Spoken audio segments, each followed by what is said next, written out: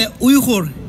Ik ben gevolgd naar Nederland uit Oost-Turkestan, dat bezet door China sinds 1949. Ik woon met mijn vrouw en 3 kinderen in Nederland. De hele wereld weet wat er gebeurt in mijn thuisland in Oost-Turkestan. Meer dan 3 miljoen Oeigoeren in de concentration camp.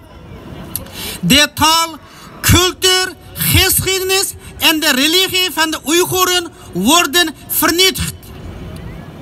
De kinderen worden gescheiden van hun ouders en ze verliezen hun eigen taal, cultuur en de religie en worden gedwongen om een nieuwe Chinese generatie te maken.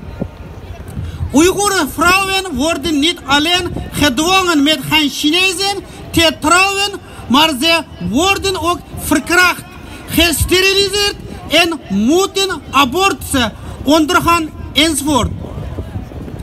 Oeigoeren worden niet alleen tot slavernij gedwongen in de fabrieken in Oost-Turkestan, maar ze worden ook duizenden kilometer verderop gedeporteerd om te gedwongen in de Chinese provincie te werken in de fabrieken als slaven.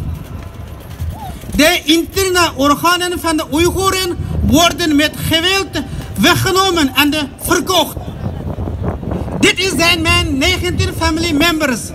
Foto's.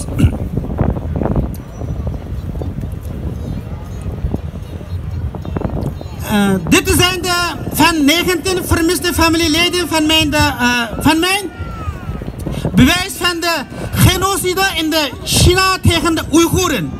Vanaf 23 mei 2017 heb ik geen contact kunnen krijgen met mijn vermiste 19 familieleden die in de Oost-Turkestan woont.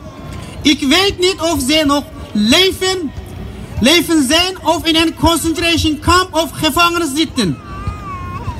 Ik heb via verschillende manieren geprobeerd om hen contact op te nemen, maar dat lukt niet.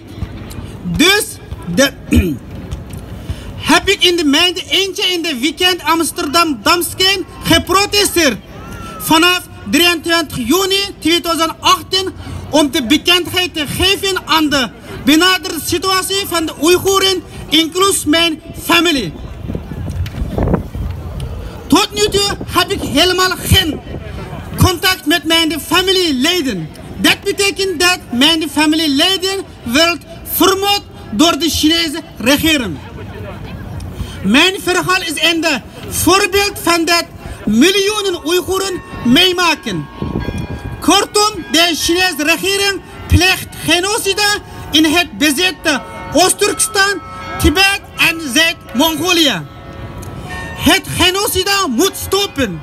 De Beijing Olympische Winterspelen plaats volgende week in de Beijing.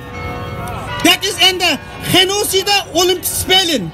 Wij moeten samenwerken om deze genocide Olympische Spelen te stoppen. China, stop genocide. Wij hebben vrijheid nodig. Hartelijk bedankt jullie aandacht geven.